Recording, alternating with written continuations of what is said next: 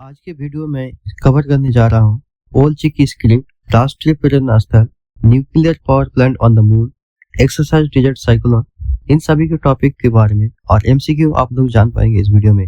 इसलिए आप लोग वीडियो में बने रहिए और हमारे यूट्यूब चैनल को सब्सक्राइब करिए। चलिए बिना देरी किए, बिना कोई बातें किए हम अपना क्लास को शुरू करते हैं। ये हमारा पहला क्वेश्चन है कि recently the president of India released the Constitution of India in which regional language using the Ol Chiki script. पहले तो हम बताएंगे ओलचिकी स्क्रिप्ट क्या है, इसको बाद में बताते हैं। हाल ही में भारत के राष्ट्रपति ने ओलचिकी लिपि का उपयोग करके भारत के संविधान को किस क्षेत्रीय भाषा में जारी किया है। मतलब भारत के राष्ट्रपति द्रौपदी मुर्मू जो है वो ओलचिकी स्क्रिप्ट का इस्तेमाल करते हुए कौन सी लैंग्वेज में कॉन्स्टिट्यूशन ऑफ इंडिया को रिलीज किया है। तो इसका सही आंसर है, आप लोग भी आंसर बताइए। सही आंसर है संथाली। संथाली लैंग्वेज में इसको रिलीज किया है कॉन्स्टिट्यूशन ऑफ इंडिया को। लेकिन ये कौन सी स्क्रिप्ट है? ओलचिकी स्क्रिप्ट। ओलचिकी स्क्रिप्ट के बारे में हम लोग जानते हैं। President Draupadi Murmu released the Santhali version of the constitution at Rashtrapati Bhavan. राष्ट्रपति द्रौपदी मुर्मू ने राष्ट्रपति भवन में संविधान की संथाली संस्करण जारी किया। मतलब ये संथाली संस्करण का जारी किया गया। इसका उद्देश्य संथाली समुदाय के बीच संवैधानिक जागरूकता बढ़ाना है।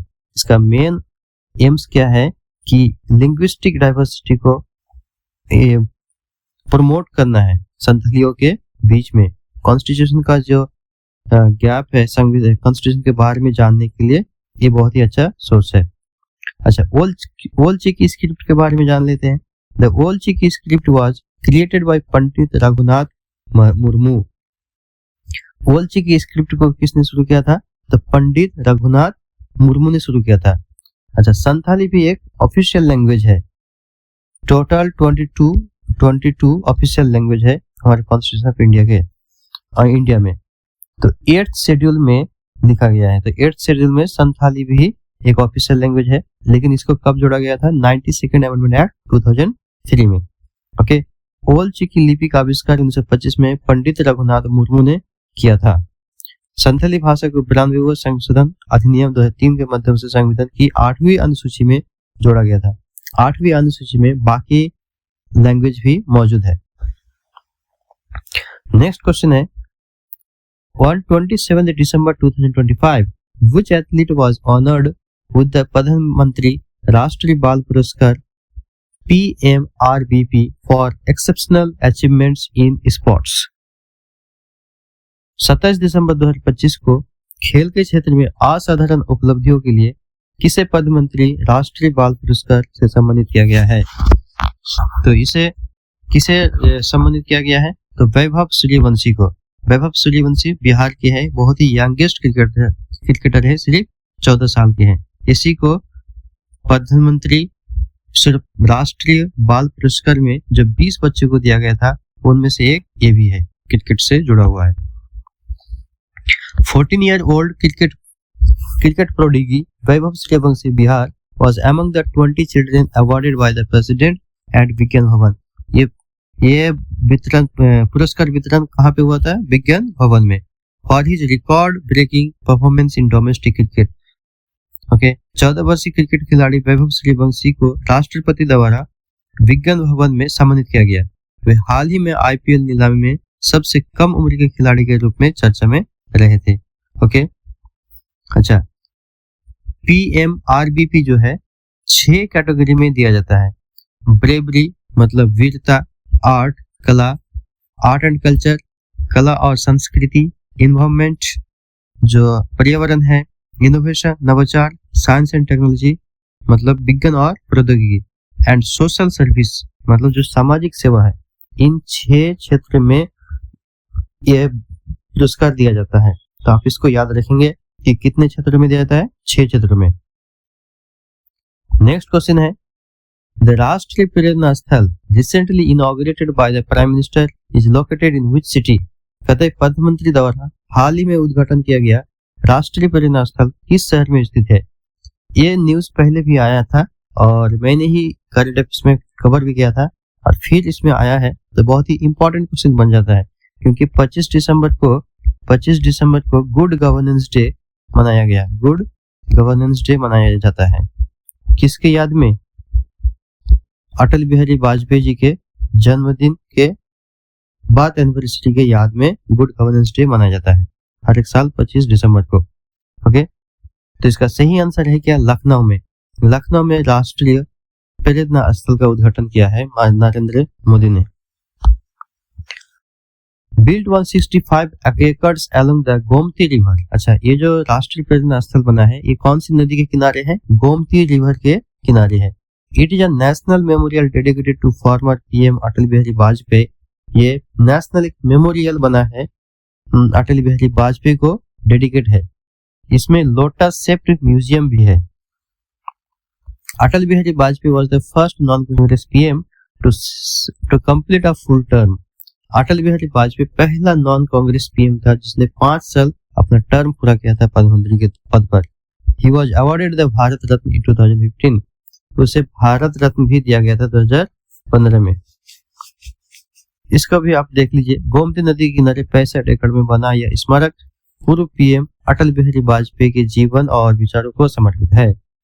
अटल बिहारी वाजपेयी जी पूर्णकाल पूरा करने वाले पहले गैर कांग्रेसी प्रधानमंत्री रहे। 2015 में उसे भारत रत्न से सम्मानित भी किया गया था। नेक्स्ट क्वेश्चन है, आप हिंदी और इंग्लिश दोनों ही में पढ़ सकते हैं मेरे वीडियो को। Which country recently announced plans to build a nuclear power plant on the moon by 2036? ये बहुत ही इंपॉर्टेंट क्वेश्चन है।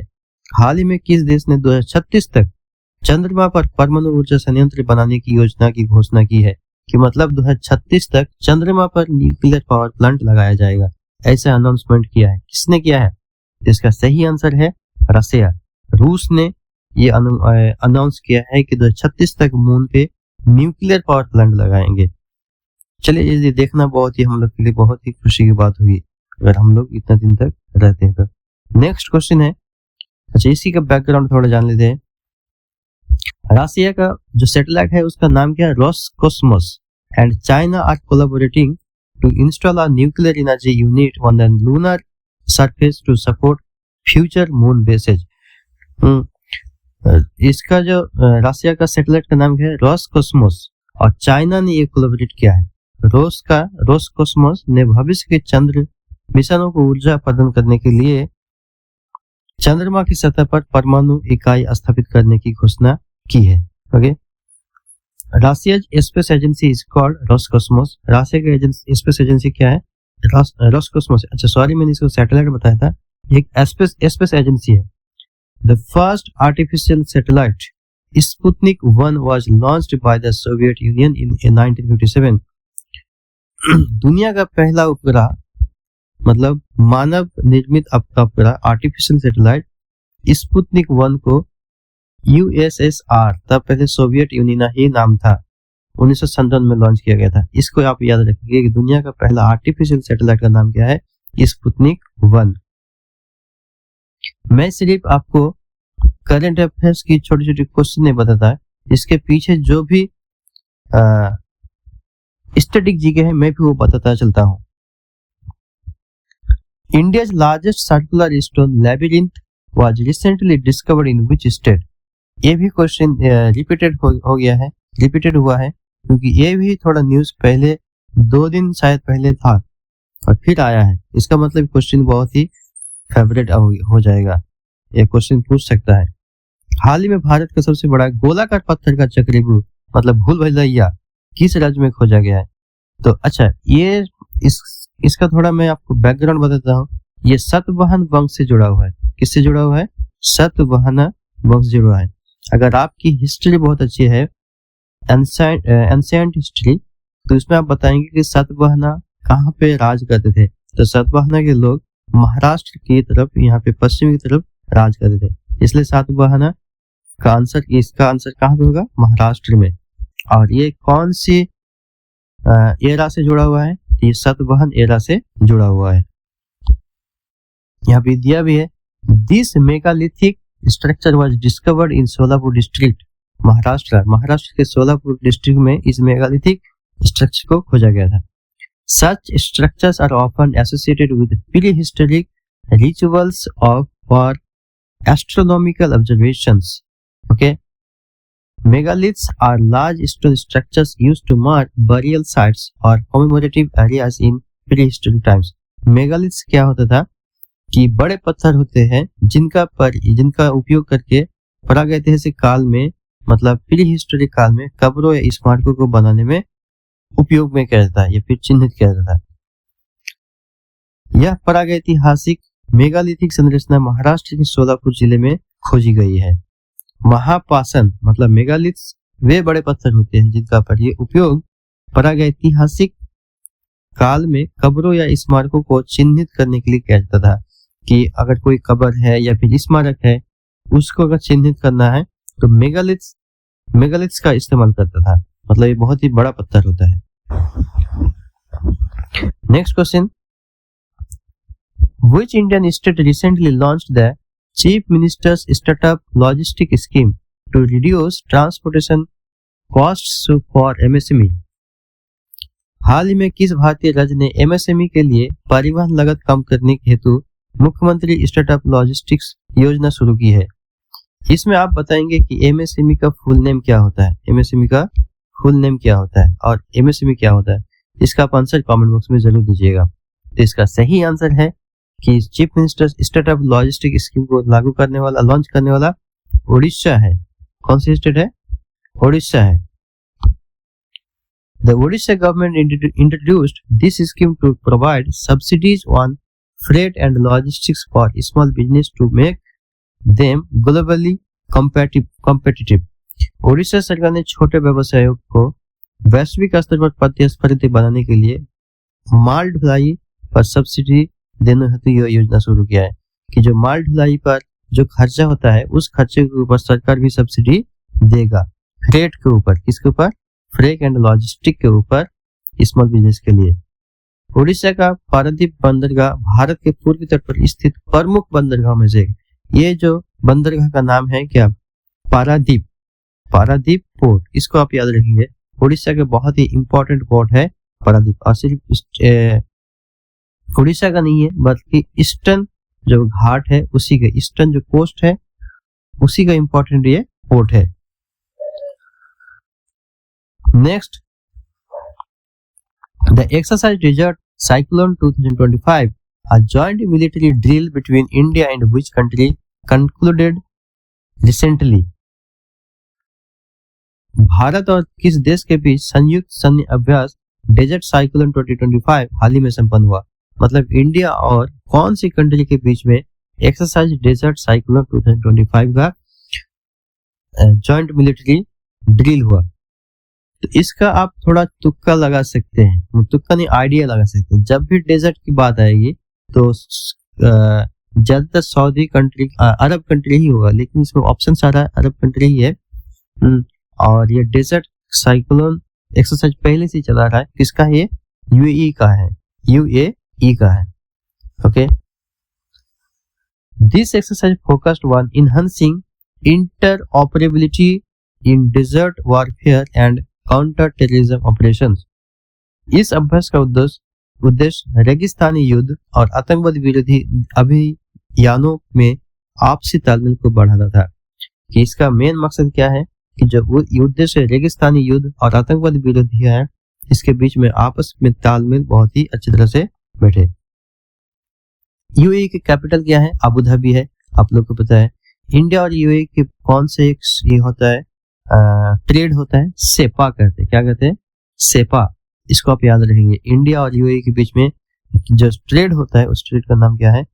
Comprehensive economic partnership agreement signed in 2022। Okay, next question, who has been appointed as the new chairperson of the national highway authority of India in December 2025? कहता है कि दिसंबर 2025 में भारतीय राष्ट्रीय राजमार्ग प्राधिकरण NHAI के नए अध्यक्ष के रूप में किसे नियुक्त किया गया है? मतलब सीधा सा क्वेश्चन है कि NHAI के न्यू चेयरपर्सन कौन बना है, नया चेयरपर्सन कौन बना है, या फिर नए अध्यक्ष कौन बना है? तो इसका सही आंसर है बी, राजेश कुमार सिंह। तो राजेश कुमार सिंह को NHAI का क्या बनाया गया है? आपका चेयरपर्सन बनाया गया है। इसको आप याद रखेंगे। अपॉइंटमेंट से क्वेश्चन पूछता है कि चाहे SSC हो, बैंकिंग हो या फिर रेलवे हो। नेक्स्ट है, the appointment comes as India aims to complete 15,000 kilometres of highways in the current fiscal year. कहता है कि यह नियुक्ति ऐसे समय में हुई है जब भारत चालू वित्त वर्ष में 15,000 किलोमीटर राजमार्ग बनने का लक्ष्य रखा है। कि मतलब जो आने वाला जो वित्तीय वर्ष होगा, फाइनेंशियल ईयर होगा, उसमें 15,000 किलोमीटर नए हाईवे बनाने का टारगेट रखा गया है। अब थोड़ा NHAI के बारे में जान लेते हैं। NHAI की स्थापना NHAI अधिनियम 1988 के तहत की गई थी। तो इसको आप याद रखेंगे, NHAI एक्ट 1988 के तहत की गई है NHAI का स्थापना, national highway authority of India. Which Indian city has become the first to implement a 100% green hydrogen powered public transport bus fleet? 100% green hydrogen संचालित सार्वजनिक परिवहन बस बेड़ा लागू करने वाला भारत का पहला शहर कौन सा बन गया है? ये बहुत ही अच्छी खबर है, बहुत ही अच्छी क्वेश्चन है कि कौन सा शहर है जो 100% ग्रीन हाइड्रोजन पावर से चलने वाली बस को सार्वजनिक कर दिया है ताकि सब कोई इसमें जा सके। और ये किससे चलने वाला है? 100% ग्रीन हाइड्रोजन पावर है, मतलब ग्रीन हाइड्रोजन से ही चलेगा। तो इसका सही आंसर है लेह। क्या है? लेह सही आंसर है। अब इसका थोड़ा बैकग्राउंड जानते हैं। Under the national green hydrogen mission NGHM national green hydrogen mission, इसका फुल फॉर्म है, इसको आप याद रखेंगे। Ladakh successfully transitioned its public buses to hydrogen fuel cells to protect the Himalayan ecology। कहता है कि राष्ट्रीय हरित हाइड्रोजन मिशन के तहत लेह यानी लद्दाख में जो लेह ने हिमालयी पारिस्थितिकी को रक्षक के लिए अपनी सार्वजनिक बसों को हाइड्रोजन ईंधन से सेल से बदल दिया है। लेह में क्या है, तो थोड़ा इससे नजदीक होता है, हिमालय से नजदीक होता है, इसलिए यहाँ पे बचाना जरूरी है। लेकिन याद रहे कि पूरी दुनिया और पूरे देश को ही ग्रीन हाइड्रोजन का एडॉप्टेशन करना चाहिए ताकि वो जो प्रदूषण है, प्रदूषण को हम कम कर सके। लद्दाख को 31 अक्टूबर 2019 को केंद्र शासित प्रदेश बना दिया गया था, क्योंकि पहले जम्मू कश्मीर एक स्टेट हुआ करता था 2019 से पहले, 31 अक्टूबर 2019 से पहले। लेकिन उसके बाद दो यूनियन टेरिटरी बन गया था, एक कश्मीर और एक लद्दाख। यहाँ सबसे बड़ा नेशनल पार्क स्थित है हेमिस नेशनल पार्क। आप इसको याद रखेंगे कि where is Hemis national park situated, तो वो लद्दाख में है। आप ये बताएंगे कि सलीम अली नेशनल पार्क कहाँ पे मौजूद है? NP national park, Salim Ali national park. और सलीम अली को एक उपनाम भी है, उस उपनाम को सब्रिट्यूट क्या है वो आप बताएंगे। चलिए इसका सब्रिट्यूट मैं बताऊं, बर्डमैन ऑफ इंडिया कहते हैं इसको। क्या कहते हैं? बर्डमैन ऑफ इंडिया, भारत का पक्षी आदमी।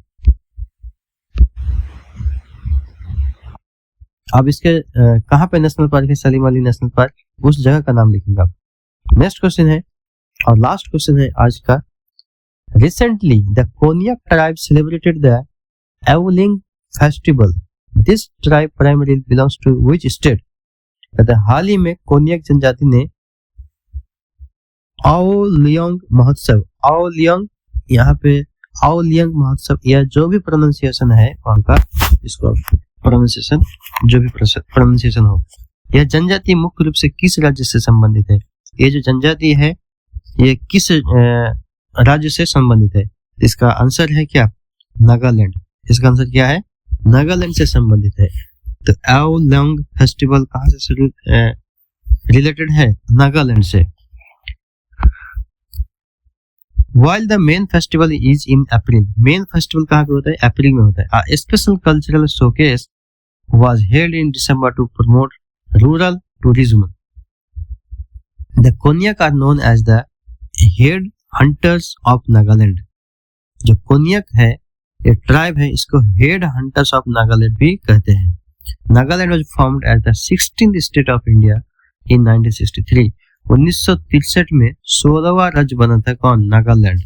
और इसे त्योहारों की भूमि भी कहा जाता है. और दूसरा head hunters of Nagaland, head hunters of Nagaland, इसको आप याद रखेंगे. आज ही हमारा लास्ट क्वेश्चन था.